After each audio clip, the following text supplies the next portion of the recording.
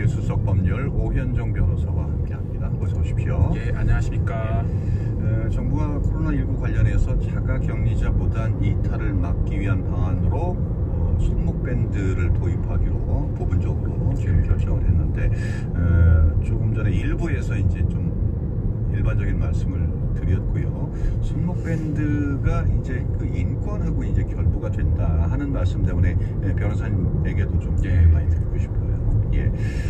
어떤 사례들이 있습니까? 이게 적발되는 자가격리자가 나왔다가 적발되는 사례 때문에 이제 여기까지 연결이 된 거죠. 그렇죠. 예. 최근에 그 군포에 사는 50대 부부가 자가격리 지침을 어기고 미술관이나 로또 복권방, 김밥 가게 약 400m 앞 70km 신호 위반 과속 단속 구간입니다.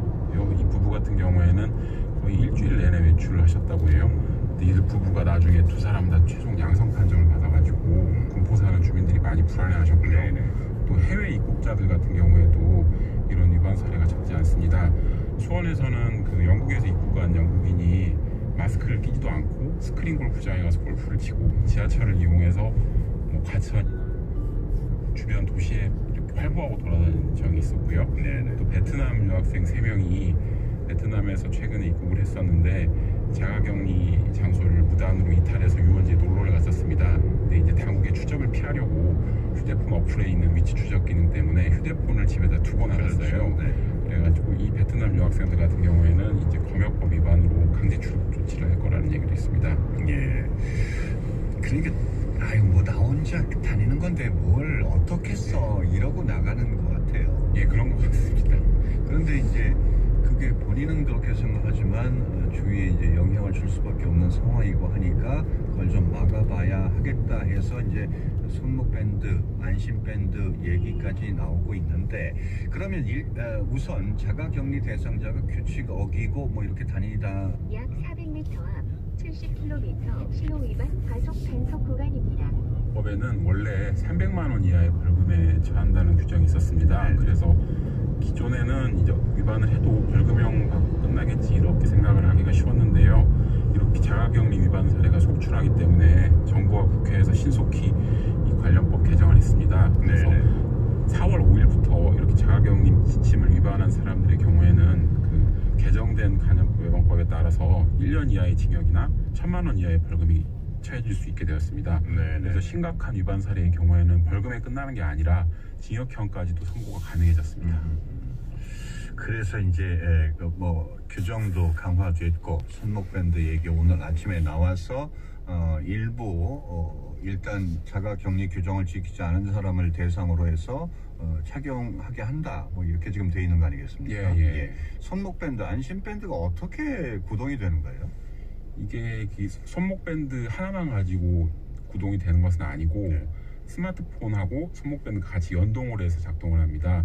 이 자가격리 대상자들을 관리하기 위해서 정부에서 어플리케이션을 만들어 가지고 스마트폰에 설치를 해서 그 대상자가 어디에 있는지 위치를 이제 파악을 하는데요. 이 손목밴드랑 같이 착용을 하게 될 경우에는 이 손목밴드가 스마트폰에서 20m 이상 떨어지게 되면 스마트폰에서 경보음이 울리게 되고요. 그리고 방역 당국에도 이 경보가 전송이 됩니다. 손목밴드를 차고 있는 대상자가 스마트폰하고 떨어져서 이동하게 되면은 그래서 이제 방역 당국 공무원들이 이 사람이 무단 이탈을 하고 있을 수 있다 이렇게 통보를 받고 경찰관이나 공무원들이 이제 그 방역 대상자의 주거지에 출동을 해가지고 이 사람이 집에 있는지 혹은 다른 곳으로 무단 이탈을 했는지 확인을 하게 됩니다. 그래서 아까 말씀드린 베트남 유학생들 사례처럼 핸드폰을 집에다 두고 밖으로 놀러를 나갔다, 어디 무단 이탈을 했다 이런 경우에는 방역당국에서 빨리 파악을 할 수 있게 되는 거고 후속 조치를 취할 수 있게 됩니다. 그래서 이런 손목밴드는 이제 기존의 범죄자들한테 채웠던 전자발찌랑 비슷한 원리입니다. 그런데 아무래도 이 전자발찌라는 게 부피가 커서 착용하고 다닐 때 조금 많이 불편한 점도 있고요. 일반 시민들 입장에서는 내가 범죄를 저지른 것도 아닌데 내가 발찌를 하고 다녀야 되는 이런 거부감이 크거든요. 그래서 이제 정부에서는 좀 부피도 작고 간편한 손목밴드 형태로 이렇게 도입을 하게 된 것 같습니다. 아니 마음을 먹는다면 휴대전화 밴드 벗어서 옆에 두고 나가면 될 거 아니에요? 예, 그럴 수 있죠. 그래서 이제 손목밴드를 이제 임의로 제거하거나 이제 벗는 경우를 대비해서 뭔가를 만들어야 되는데 아직 이런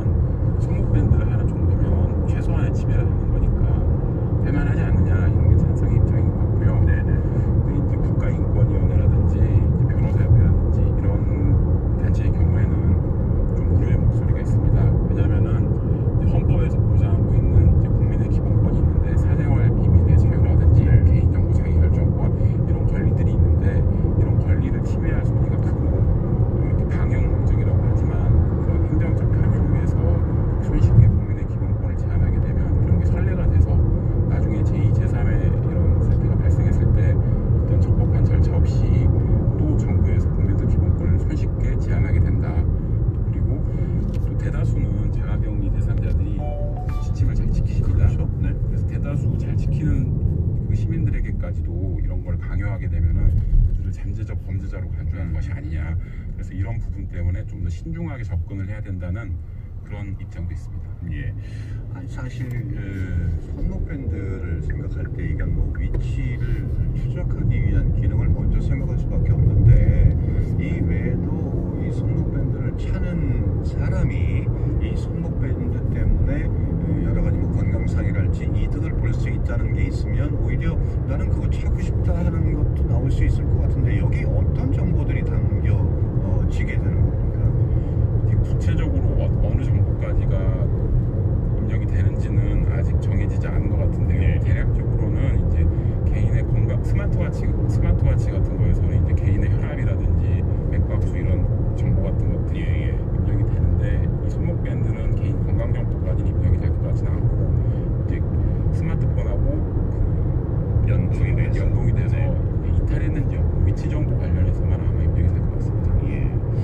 근데 이제 자꾸 이제 궁금해서 그쪽으로 내용을 물어보게 되는데 변호사님한테 물어볼 얘기가 아니고 기본권이 이제 그 침해된다 하는 측면 때문에 이제 반대의 목소리가 높고 또 한켠에서는 공익을 위해서 개인의 기본권이 예외적으로 제한될 수도 있다 뭐 이런 논의가 있는 것 같아요. 예. 범죄를 예방한다든가 이런 공익의 목적이 있다면 네. 그 부분 어떻게 좀 해석을 함께 할 수 있을까요?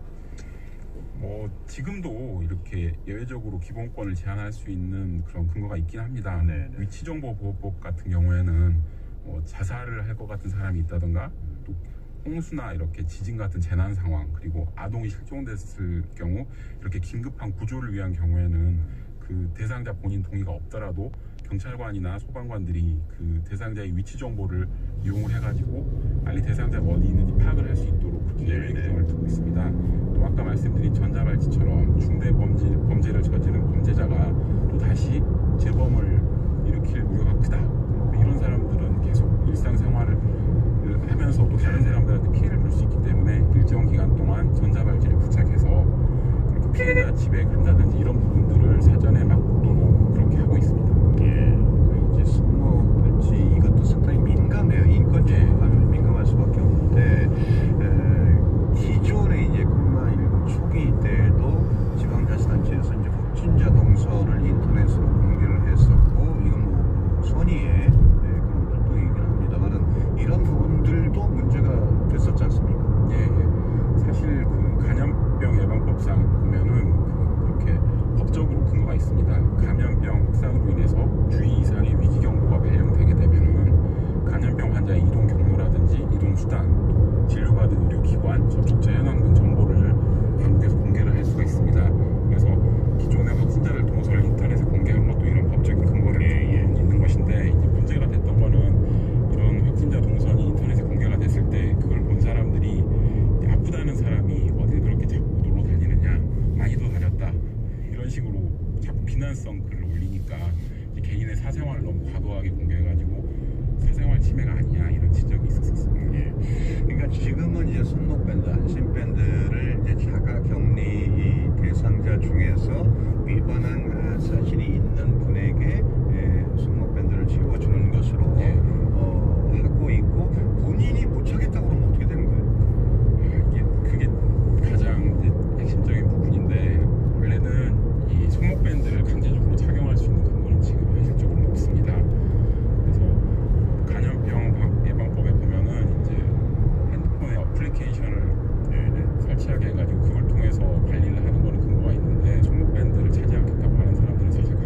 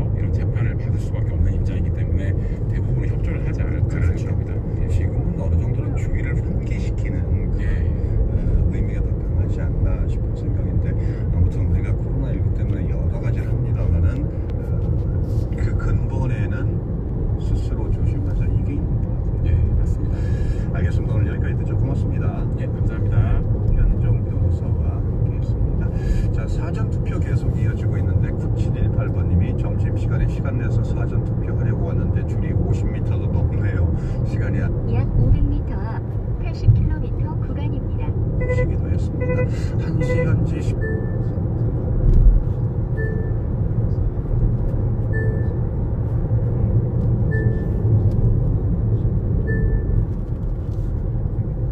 서기철 24본부 토요일 순서는 여기서 이제 인사를 드리겠습니다. 오늘 끝곡으로 임재범의 노래 준비해드리면서 인사드리죠. 지금까지 저는 서기철이었습니다. 고맙습니다.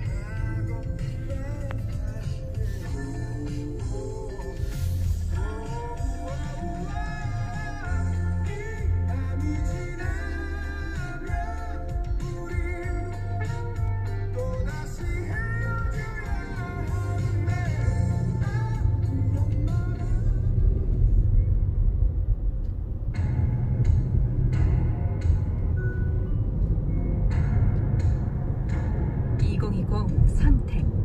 내 삶을 바꾸는 선거. 안녕하세요. KBS 1라디오 열린 토론을 진행하고 있는 정준입니다.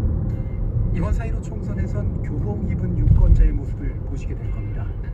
선거 연령이 만 18살로 낮춰지면서 2002년 4월 16일 전에 태어난 청소년들이 투표권을 얻기 때문에 이들의 표심을 잡기 위해 각 정당에서는 다양한 청소년 정책을 내놓으려 분주합니다. 투표 이미 이런 거겠죠? 내가 참여하지 않은 결정에 대해 불평할 권리를 가질 수 있을까요? 선택할 권리를 행사해야 선택받는 일이 변합니다. 4월 15일 투표하세요. 당신의 선택이 우리의 내일을 바꿉니다. 약 400m 앞 60km 신호 위반 과속 단속 구간입니다. 함께 따라해볼까요? 손쉽게 함께 할까요? 안녕하세요. 이금입니다. 여러분, 요즘 코로나19 때문에 많이 힘드시죠? 하지만 이럴 때일수록 서로 힘이 될 수 있도록 세심하게 배려하는 건 어떨까요? 손은 비누로 꼭 씻지 않은 손으로는 얼굴을 만지지 말아주세요. 열이 나거나 기침이 나오면 마스크를 꼭 착용하고, 혹시 감염증이 의심된다면 국번 없이 133으로 연락해주세요. 우리가 늘 그래왔듯이 모두가 힘을 모은다면 어떤 어려움도 극복할 수 있으리라 믿습니다. KBS 라디오가 함께 응원합니다. 서로를 아껴주어요. 우리 서로 사랑하니까.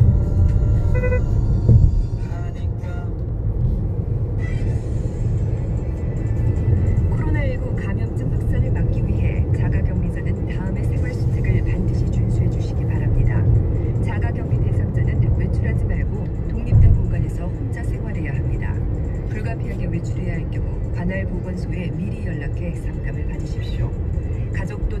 증거인과 대화나 신체 접촉을 피하고 개인 물품을 사용해야 하며 마스크 쓰기, 손 씻기 등 생활 수칙을 잘 지켜야 합니다.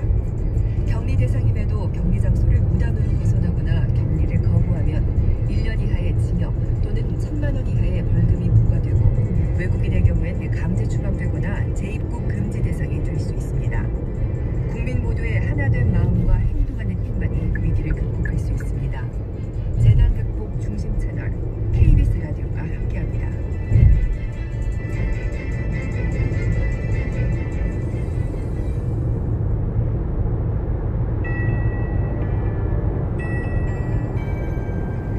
KBS 58분 날씨. 현재 일부 남해안과 제주를 중심으로 비가 오고 있습니다. 오늘은 이렇게 밤까지 남부와 제주에 비 소식이 있고요. 약 500m 앞 80km 고정형 이동식 단속 지점입니다. 주로 동해안을 중심으로 비나 눈 예보가 있는데 강원 산지는 5에서 최고 30cm 이상의 폭설이 예보돼 있습니다. 내일 새벽에 산지 중심으로 대설특보가 내려질 수 있어서 산지를 포함한 동해안 쪽 눈에 대한 피해 없도록 주의를 하셔야 되겠습니다. 한편 오늘과 내일 하고서도 내륙 곳곳에 소나기가 아주 거세게 지나겠습니다. 요란하게 지날 가능성이 커서 짧은 시간에 주의를 하셔야 되겠습니다. 오늘 비오는 지역의 기온은 상당히 낮습니다. 따뜻한 옷차림 종일 필요한 남부와 제주 쪽, 특히 광주의 기온이 9도에 머물면서 한 자릿수에 그치며 쌀쌀하고 추운 느낌 들겠고요. 세종과 대구 14도, 서울, 대전 15도 등 전국이 8도에서 18도까지 오르면서 비 예보가 거의 없고 소나기만 간혹 지나는 중부지방의 경우는 낮 동안에 그래도 기온이 꽤 오르겠습니다. 다만 바람이 오늘 내일 불면서 체감 기온을 약간 떨어뜨릴 수 있겠고요. 당분간 기온은 평년과 거의 비슷하겠습니다. 비 오기 전까지 건조특보 유지되겠고 미세먼지 농도 무난하겠습니다. 지금 서울 기온 14도입니다. 최영이었습니다.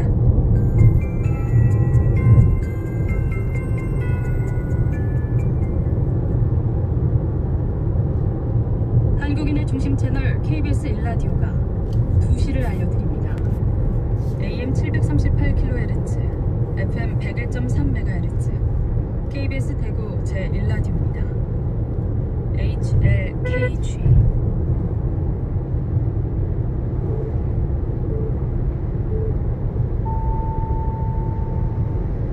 KBS 제1라디오 2시 뉴스입니다. 제21대 총선 사전투표 둘째 날인 오후 1시 현재 투표율은 19.08%로 집계됐습니다.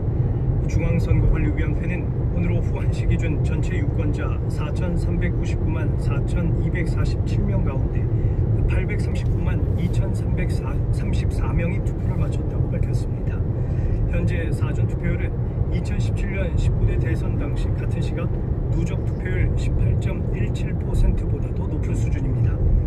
오후 1시 기준 사전투표율이 가장 높은 지역은 전남과 전북으로 각각 27.14%, 26.01%를 기록했습니다. 유권자는 투표소에 마련된 소독제로 손을 소독하고 일회용 비닐 장갑을 끼고 투표하게 됩니다. 최근 코로나19 신규 확진자 수가 감소한 것과 관련해 방역당국이 일희일비하지 말자고 당부했습니다. 윤태호 중앙사고수습본부 방역총괄반장은 오늘 브리핑에서 신규 확진자는 30명, 어제와 비슷한 수준이며 12개 시도에서는 신규 확진자가 발생하지 않았다고 말했습니다. 하지만 긴장을 늦춰서는 안 된다고 강조했습니다. 그 근거로 최근에도 경로를 알 수 없는 상태로 방역망 밖에서 확진자가 나오고 있으며 수도권을 중심으로 환자가 계속해서 발생하고 있다고 방역당국은 설명했습니다. 특히 오늘과 내일 주말 동안 꽃구경, 사전투표, 부활절 예배 등으로 집 밖에 나올 일이 많은데 밀폐된 공간에서 인파가 몰리지 않도록 각별히 주의해달라고 강조했습니다. 미국의 코로나19 환자가 현지 시간으로 10일 49만 명을 넘기며 50만 명 선에 근접하고 있습니다. 미국 존스 홉킨스 대학은 이날 오후 7시 현재 미국의 코로나19 확진자 수를 49만 6천여 명, 사망자는 18,000여 명으로 집계했습니다. 미국의 코로나19 신규 확진자는 지난 3일 33,300명으로 정점을 찍은 뒤 급증세가 멈췄으며 워싱턴 의과대학의 예측 모델 분석에서는 일부 주의 하루 신규 사망자 수가 정점을 지난 것으로 평가했습니다. 데비 벅스 백악관 코로나19 대응 조정관은 아직 미국이 정점에 도달하지는 않았지만 처음으로 환자 상승 곡선이 완만해지는 것을 보고 있다고 말했습니다. 이런 가운데 텍사스주는 다음 주에 사업체 점포의 재개장에 대한 가이드라인을 내놓을 계획이라고 밝혔습니다. 이에 비해 버몬트주는 5월 15일까지 비상사태 선포 및 이와 관련된 명령들을 연장했고 미시간주도 자택 대비 명령을 4월 말까지로 늘려 시행한다고 발표했습니다. 일본의 코로나19 하루 확진자 수가 사흘째 최다 기록을 경신하는 등 급증하고 있습니다. NHK 집계에 따르면 어제 하루 동안 도쿄도 189명을 포함해 일본에서 총 639명의 감염이 새로 확인됐습니다. 일본 전역과 도쿄의 신규 확진자 수가 모두 하루 기준으로 사흘째 최다 수준입니다. 일본 내의 하루 확진자 수가 600명대를 넘어선 것은 지난 1월 16일 첫 감염자가 나온 지 2개월 25일 만입니다. 이로써 일본에서는 코로나19 감염이 확인된 사람이 모두 6,184명으로 늘었습니다. 유람선 다이아몬드 프린세스 승선자 712명을 더하면 일본의 전체 감염자 수는 6,896명이 됩니다. 코로나19 여파로 지난달 국경을 봉쇄한 쿠웨이트로 한국 기업인들이 출국했습니다.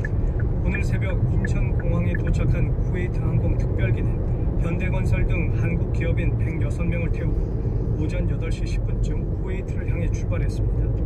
외교부는 어제 모든 외국인의 입국을 금지한 쿠웨이트 약 500m 앞 80km 구간입니다.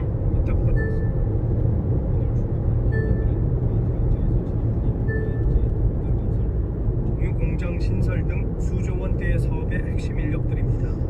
한편 쿠웨이트 항공의 이 특별기에는 우리 기업인들을 태우러 인천공항으로 올 때 우리 교민 225명의 귀국편으로 활용됐습니다. 한미 방위비 분담금 협정과 관련해 트럼프 미국 대통령이 최소한 13%를 인상하겠다는 한국 측 제안을 거부했다고 로이터 통신이 현지 시간으로 10일 미 당국자들을 인용해서 보도했습니다. 전현직 미 당국자들이 가까운 시일 내에 새로운 합의가 이루어질 희망이 별로 없다고 말했다고 로이터는 전했습니다. 제일라디오 2시 뉴스를 마칩니다. 아나운서 김홍성이 전해드리겠습니다. KBS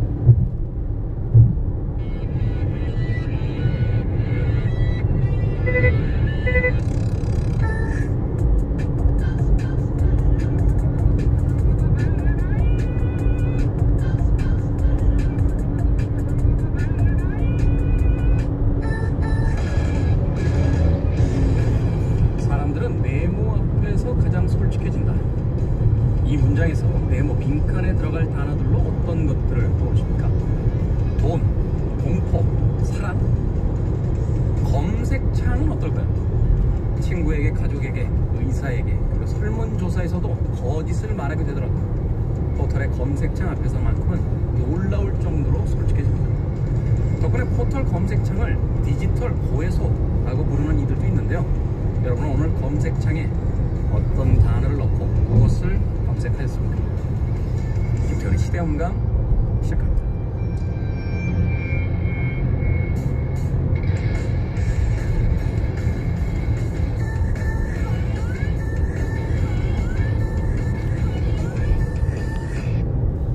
그래도 주말은 온다. 시대를 읽는 음악 감상의 시대음감 김태훈입니다. 왜 이제 SNS를 좀 많이 하게 되고 주변 사람들, 친구들의 어떤 근황 같은 것도 그 SNS를 통해서 얻게 되는 경우가 굉장히 많죠.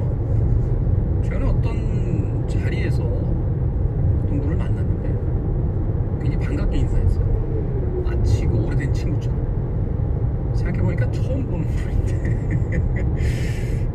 SNS 친구이다 보니까 하루가 멀다고 서로 이제 소식들이 올라오니까 막상 오프라인에서 처음 보는 애도 불구하고 굉장히 오래된 친구처럼 느껴지게 되는 경우가 있습니다.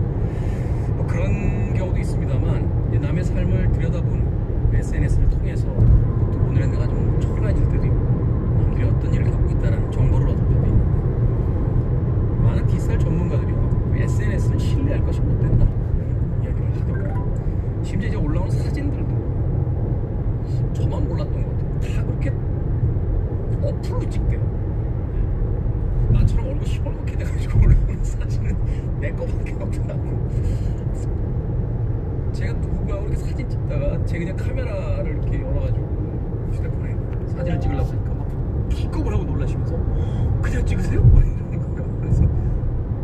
찍나요? 라고 했더니 제 거를 찍어요, 제 거를 하면서 본인 어플로 찍어서 보내주셨는데 남사스러운 제 얼굴이 있어서 좀 당황스럽더라고요. 제가 아닌데 이렇게 어플을 이렇게 뽀샤시니 해야지 얼굴을 보게 됩니다. 아무튼 이 SNS에 보여지는 모습들은 전문가들의 이야기에 따르면 쇼룸이라고 이야기를 하더라고요. 마치 백화점의 쇼룸처럼 남들에게 보여주고 싶은 것만을 보여주는 조금은 가장되어 있고 치장이 많이 들어간 뭐 이런 단어까지 쓰고 싶지는 않습니다만 조금은 이제 거짓말이 섞인 그런 모습이다 라는 이야기를 하는데, 이들조차도 자신의 속마음을 여실히 드러내게 되는 것이 바로 검색창이라고 합니다. 뭐 디지털 고해소라는 표현을 쓰기도 하는데요, 영국의 브렉시트라든지 미국에서 소위 트럼프의 어떤 대통령 당선을 예견했던 것은 정치평론가들이 아니라 바로 이 디지털 검색을 하는 서비스를 제공하는 포털 사이트들이었다라는 이야기가 나오고 있죠. 최근에는요, 이 코로나 시대에 이 전염병의 근원지 그리고 또 어떻게 퍼져나가는가도 이 디지털 검색창을 통해서 알 수 있더라고요. 그러니까 어떤 지역에서 어떤 검색어가 갑자기 늘어나기 시작한다 라고 하면 그걸 통해서 이 지역에서 뭔가 심상치 않은 일이 벌어지는 하는 것들을 알아낼 수가 있다는 거죠. 그래서 사실은 그 전문가들이 일일이 어떤 사례를 분석해서 이 팬데믹, 그러니까 코로나 바이러스의 어떤 이동 경로를 체크하는 것보다 검색창을 통해서 검색어의 그 순위를 가지고 체크하는 게 더 정확할 수도 있다 이런 이야기를 하기도 합니다. 그러다 보니까 사실은 검색창에 어떤 단어를 집어넣는지가 바로 솔직한 나의 모습에 가깝지 않나 하는 생각도 해보게 돼요. 저는 그래서 그 검색어 이렇게 보관하는 기능을 없애버렸어요. 민망하더라고요. 그렇게 검색하려고 치면은 검색창을 여는 순간 그동안 내가 검색한 단어가 쭉 뜨잖아요. 민망하더라고요. 뭐 이런 걸 검색했어. 그래서 민망한 나머지 검색한 단어들이 안 보이게 하는 기능을 설정해놨습니다. 사실은 이제 민망하지 않은 걸 검색하는 습관을 들여야 되는데 눈 가리고 아웅 한다고 연예인 무슨 기사나 그런 거 검색하고 있고, 예전에 그런 유머 있었잖아요. 피면은 보면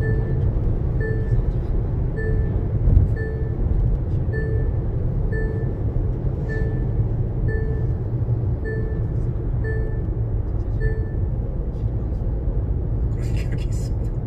여러분들은 안 그러실 거라고 믿어 의심치 않습니다. 바깥에서 이렇게 환하게 웃고 있는 모습, 당신들만 정이로구나. 김태훈의 시대음감, 시대 이슈들 새로운 시선과 음악으로 풀어봅니다. 토요일과 일요일 오후 2시 5분, 10시 5분 두 번 방송됩니다. 팟캐스트로는 언제 어디서나 이렇게 하실 수 있습니다. Simply Red의 곡 골랐습니다. 옳은 인물의 The Right Thing.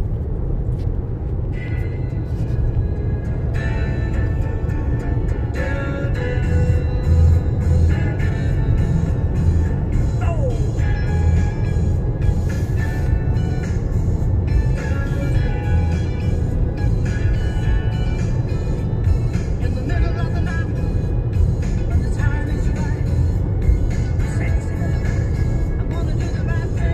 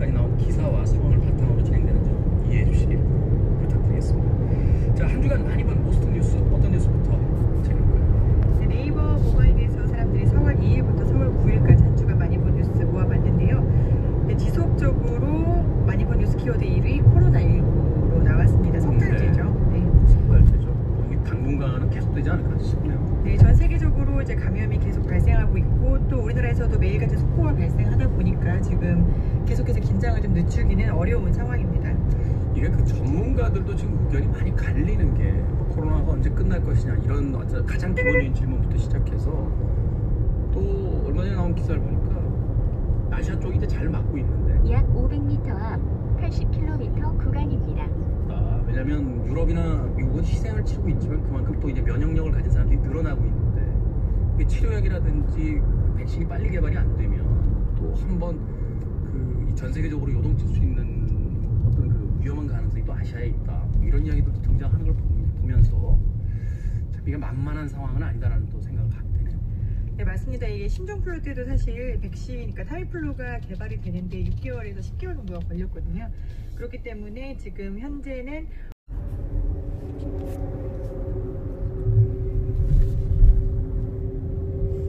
잠시 후 80km 구간입니다.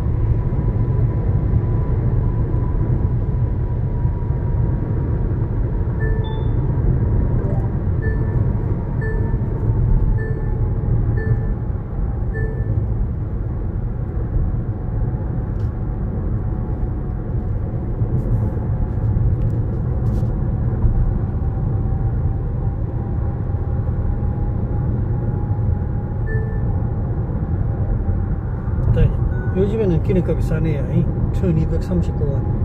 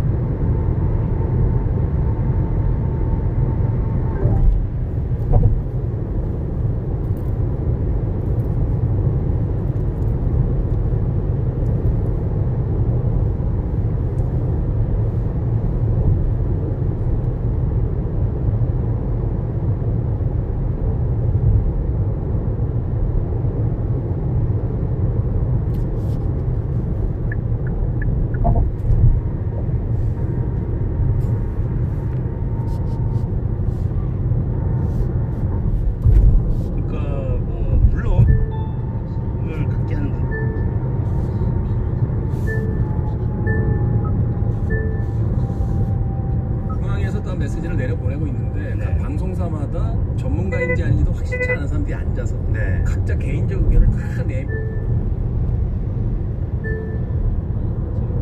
내면에서 낸 메시지하고 또 다른 이야기들을 계속 이렇게 돼버리면 예.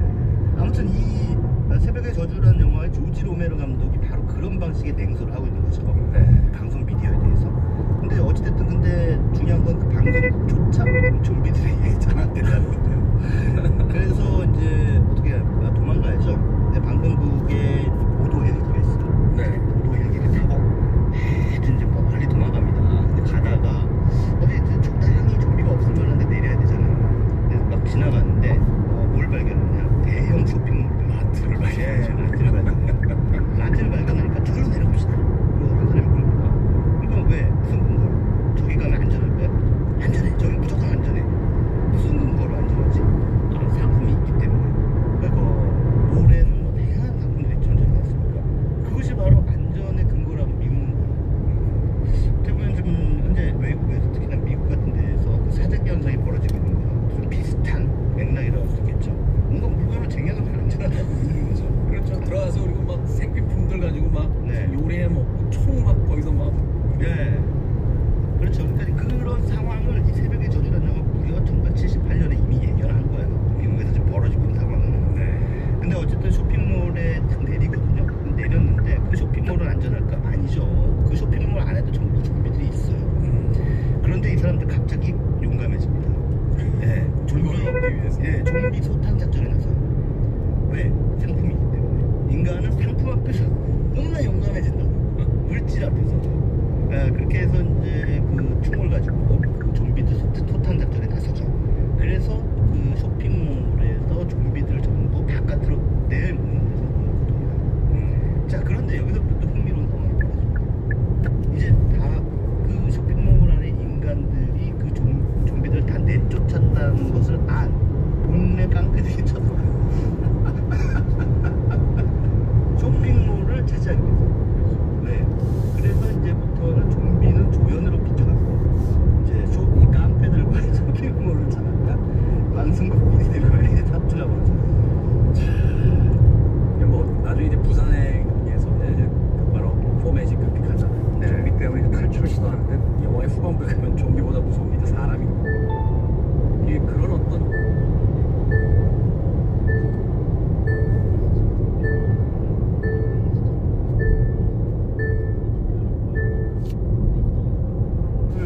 후배 감독들한테 완벽하게 지시했고 지금 현재 우리가 보는 많은 좀비 영화는 그거의 가류 또는 이렇게 보시면 됩니다. 결국 영화라는 것이 우리 이제 현실을 모사하고 이제 반영하는 것이다. 이렇게 생각을 해본다면 우리가 왜 영화 볼 때 늘 주인공이 되길 바라잖아요. 근데 이제 이 좀비 영화라든지 재난 영화 보면 다양한 캐릭터들이 등장하는데 그때 이제 우리가 역할을 현실에 잘 잡아야 됩니다. 잘못하면 부산행에서 그 무서운 아저씨처럼 되는 현실에서의 내 캐릭터가 그렇게 될 수 있기 때문에 그러니까 저도 이제 살면서 적어도 내가 타인의 시선에 좀비로 보이지는 말아야겠다 합니다. 그렇죠. 네. 그렇게만 안 살면 또 비교적 성공적으로 사는 거라고 해요. 네. 그러니까 이성적이라고 막 자신은 주장하면서 판단하고 뭐 말하고 행동하겠지만 네. 세월호 사건 때부터 우리나라에 어떤 굵직한 사건이 있을 때마다 이제 여러 목소리들이 나오잖아요. 근데 그 목소리를 낼 때 한 번쯤 생각해봤으면 좋겠어요. 단순하게 자기 생각만 옳다가 아니라 이게 만약 영화의 어떤 한 장면이라면 나는 지금 무슨 캐릭터를 연기하고 있는지에 대한 것을 한 번쯤 생각해본다라면 좀 더 선한 의지 쪽 자신의 행동과 말이 기울어지지 않을까 그런 생각을 해보게 됩니다. 코로나 시기에 참 시기적절한 영화가 아닌가 생각이 듭니다. 이 시기는 어느 틈엔가 지나갈 거고요. 그리고 나서 남겨지는 것은 우리가 이 시기에 보여도 민낯일 겁니다. 그러니까 품위와 인격을 잃지 않으면서 이 시기를 잘 버텨야 되지 않을까 하는 생각을 합니다. 자, 최강의 평론가와는 여기서 인사를 나누겠습니다. 오늘 곡은요 제가 그냥 인위적으로 골랐어요. 화이트 좀비의 More Human Than Human 이라는 곡 끝곡으로 띄워드리면서 마치겠습니다. 고맙습니다. 네, 감사합니다. 저도 인사드립니다. 지금까지 시대음감의 김태훈이었습니다. 고맙습니다.